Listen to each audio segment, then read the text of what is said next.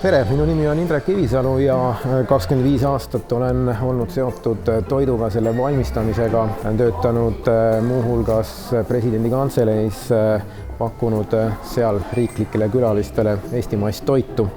Olles poes, siis ilmselgelt on paljudel inimestel hästi palju kõhklusi, kahtlusi erinevate toorainete osas.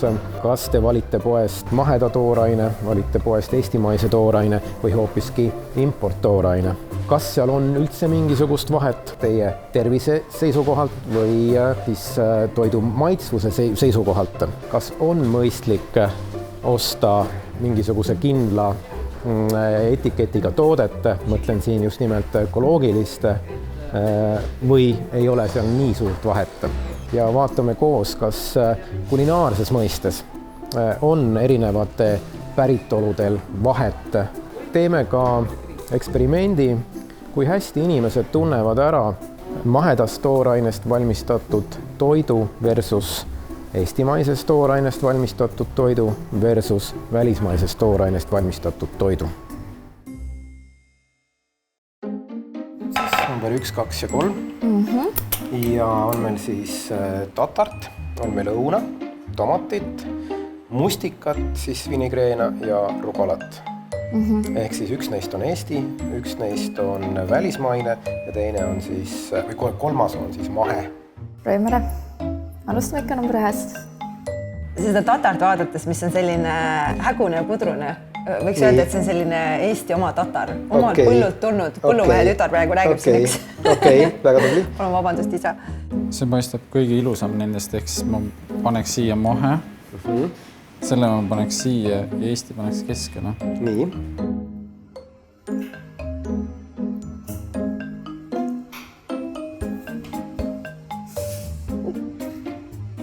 Tõsiselt tean.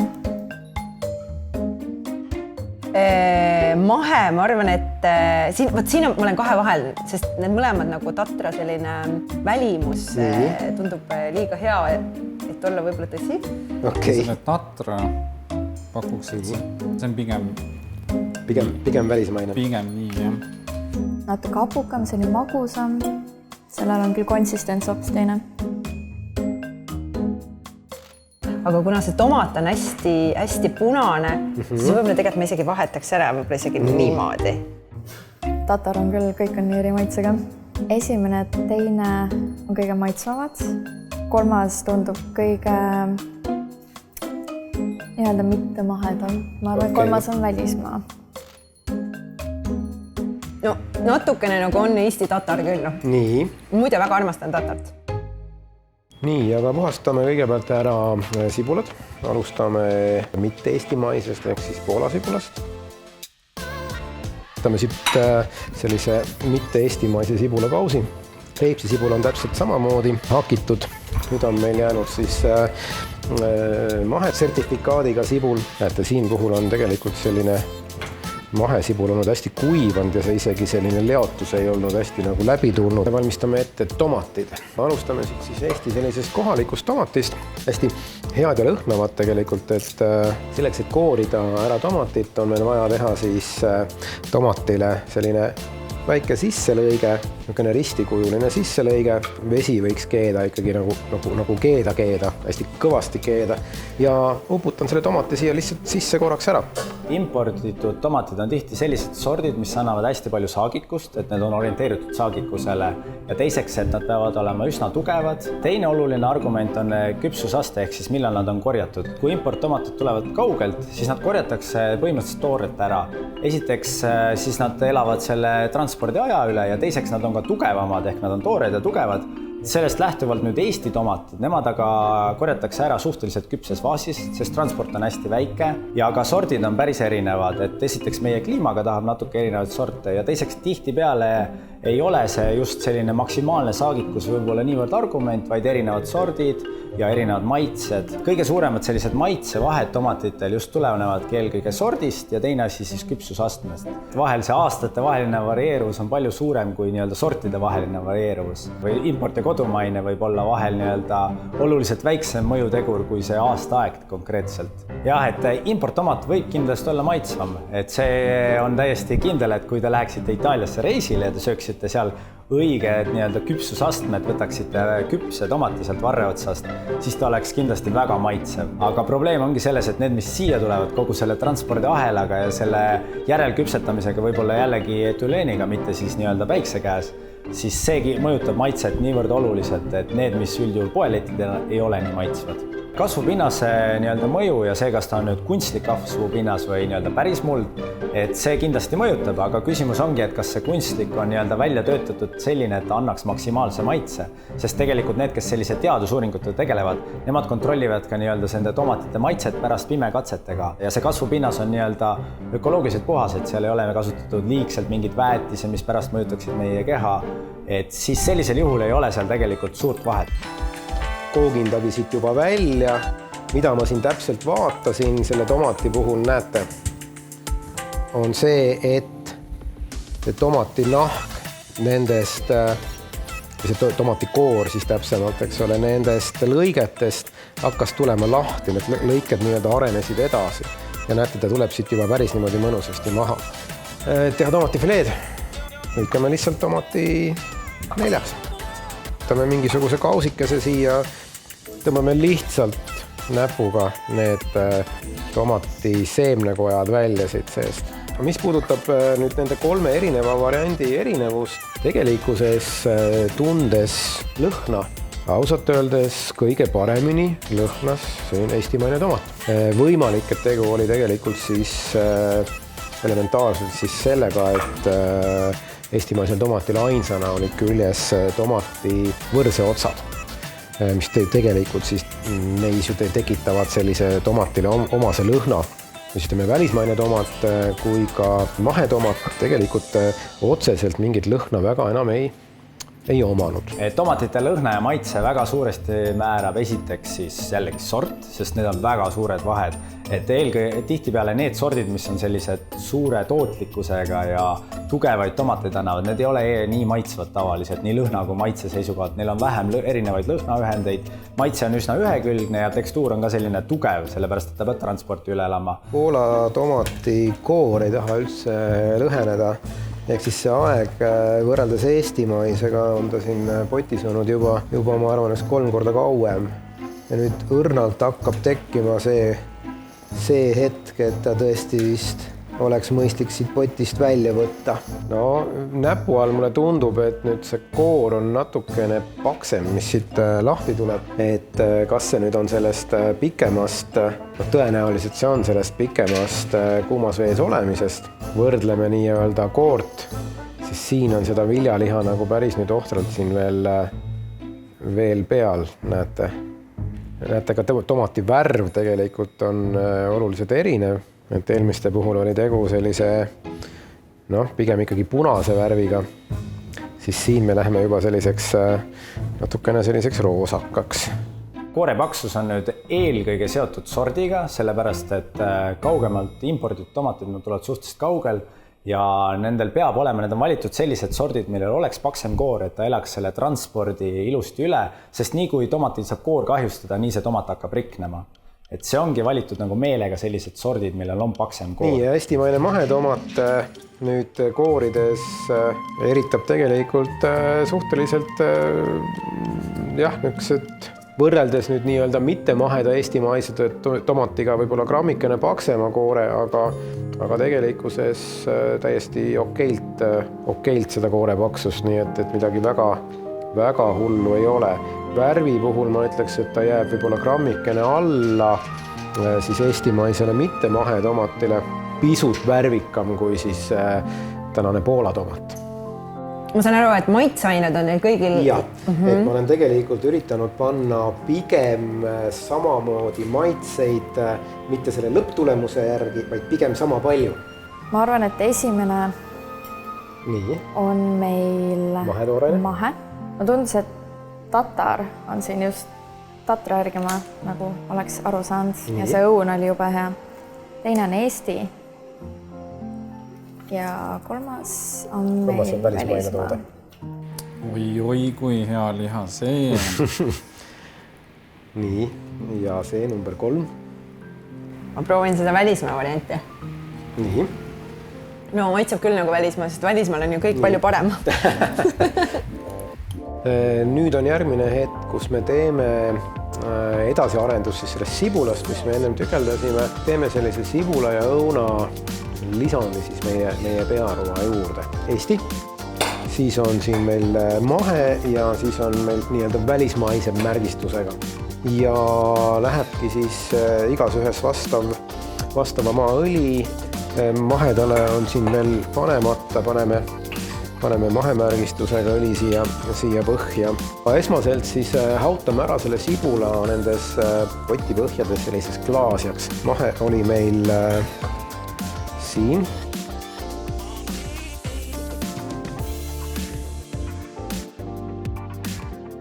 Eesti õun siis selline. Eestimaine pott on siin.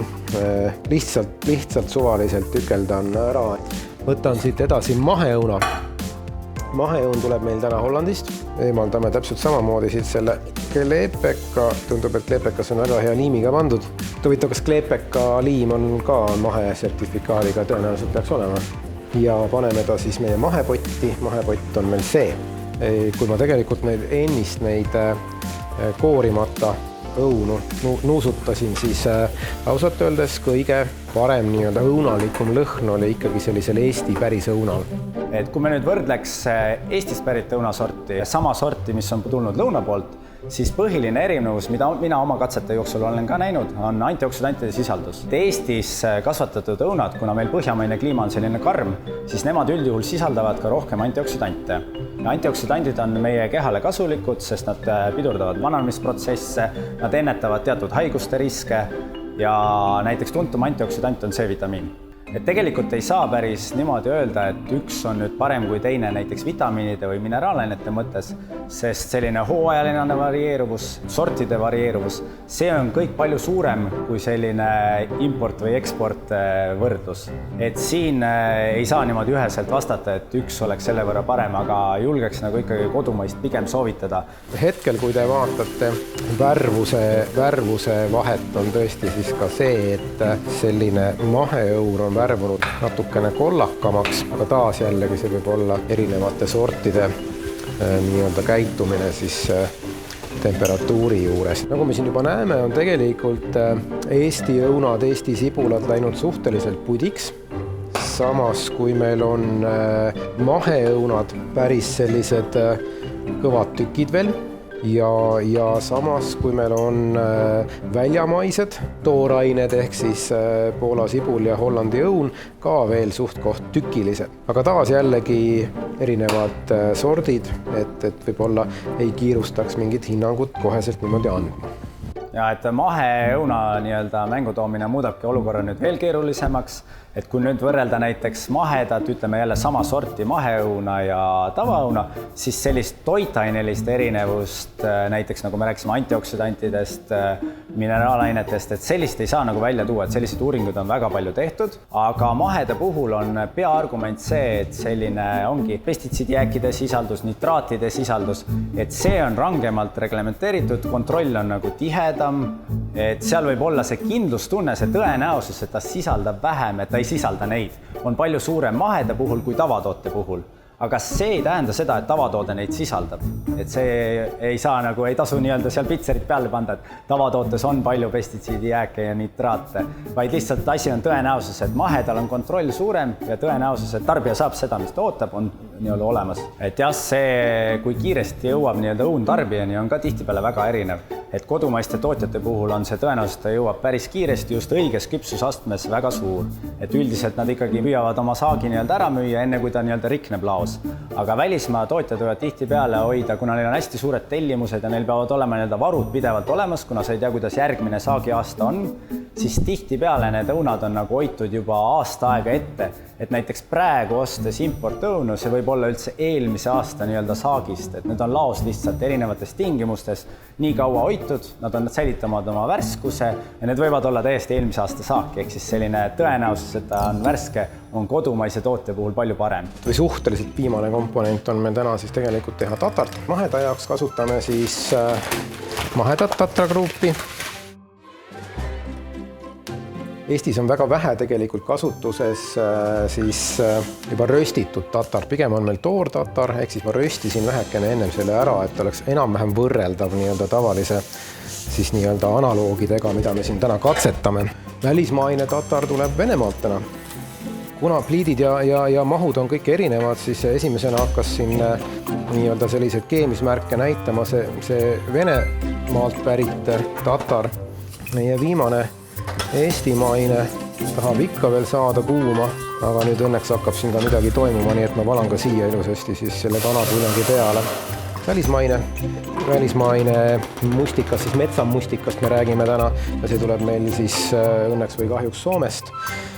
Ja mahe on siis täiesti eestimaine taas jällegi, siis mahe sertifikaadiga mustikas versus siis eestimaine mitte mahe metsamustikas. Üks asi on ka nagu maitse, aga tegelikult mängib konsistents ka jubedalt rolli. Ma vaatan, see kolmas kõik näeb nii-öelda mõnevõrra kehvem välja kui esimene ja teine, et ta ei ole nagu nii värske. See nüüd on siis mahe. No ma ei tea, tatri järgi ma ütleks, et on tõesti. Maitse erinevus on muidugi märgatav neil kõigil. See on Eesti õun, pakuks selline. Ja üks asi, mis mul jäi täitsa, neid kaunistusi. Ja. Et kui ma neid vaatan, siis see on küll selline juba natukene nagu koprutav. No täpselt nagu need mahed asjad on, eks. Seal ei ole midagi kasutatud. Võib-olla Eesti rukkolat ma nii väga ära ei tunne, sest ma nii väga seda ei tarbi. Nii, ma arvan, et ma jään selle versiooni juurde. Erinevad antrekoodid. Antrekoot on siis teatavasti veiseliha jaotustükk. Erinevad antrekoodid, siis erinevad veiselihad on siis meil siis välismaalane tuleb meil täna Uruguayst. Ülejäänud kaks siis täiesti eestimaised. Lihtsalt küsimus on see, et ühel on siis nii-öelda mahesertifikaat, teisel ei ole. Aga kui nüüd rääkida mahest ja tavalihast, siis seal on see nii-öelda tõenäosus jällegi, et see maheliha sisaldab vähem näiteks antibiootikumide jääke, siis erinevate kasvuhormoonide jääke, et see on nüüd maheliha puhul väiksem. See ei tähenda muidugi seda, et tavaliha seda sisaldab, vaid lihtsalt need kontrollid on erinevad. Tavalihal on ka muidugi kontrollid ja nõuded, et ta ei tohi sisaldada antibiootikumide jääke. See tõenäosus nüüd maheliha puhul on nagu nii-öelda ütleme maheliha kasuks, et kui sa nagu oled selline vandenõuteoreetiku tüüpi inimene, siis ma julgeks soovitada, et maheliha on nii-öelda kindlam valik. Mina isiklikult pakun välja, et on tegu väga palju ka rastpoest kinni, ka seda juba hindavad siis meie hindajad pärastpoole. Liha kvaliteeti, siis selle liha, mida meie hakkame tarbima, mõjutab ka väga oluliselt just tapmine. Kujutate ette suures laudas, kus nad lähevad kõik nii-öelda autoga siis tapama ja nad saavad aru, et midagi on valesti, et siis kogu see keha satub stressi ja liha kvaliteet tänu sellele oluliselt muutub. Kui loom on selle stressis enne tapmist, siis tema lihastes olevat glükogeenivarusid hakatakse palju nii-öelda intensiivsemalt kasutama ja siis see hiljem mõjutab selle liha nii-öelda tekstuuri ja ka maitset. Panen lihtsalt siia panni peale ja näete, ega midagi müstilist ei olegi, keerame uuesti nad ringi. Wow. Kaunis, et lihasööjad kindlasti praegu naudivad seda hetke. Skeem oleks siis selline, et number 1 on mahe. Okei, tegelikkuses on nii, et esimese asja panid täitsa täkke. See on mahetoorainest toodang. Mis me oskame öelda, et number 1 on tõesti mahe. Aga ülejäänud 2 läksid vahetusse. Ehk siis välismaa ja Eesti. Küll on kahju. Number 2 on välismaa, ehk siis täiesti õige. Ja number 3 on siis Eesti. Eesti ja mahe läksid sassi omavahel? Jah. Okei.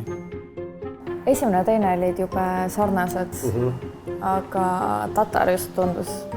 Ma söön ise mahetatart, kuigi tundsin selle maitse kohe ära. Ja number 2 on tõesti välismaa. Ja number 3 siis järelikult Eesti. Nii et 10-10. Nii et mind juba ära ei peta. Absoluutselt. Tänud sulle. Lühidalt siis võiks öelda, et võiks eelistada Eesti toorainet, kuna ta kasvab meie kliimas, on vähima ökoloogilise jalajäljega, vähima transpordiga teieni, ehk siis kõige värskem ja mõnusam. Kas te eelistate ka ökoloogilist toitu, see sõltub nüüd teist endast. Tõepoolest see tõenäosus, et te saate siis, mida te ostate, on võib-olla mõnevõrra suurem, küll aga mis ei tähenda seda, et mitte mahetoit peaks olema kuidagi halvem või vähem tervislikum.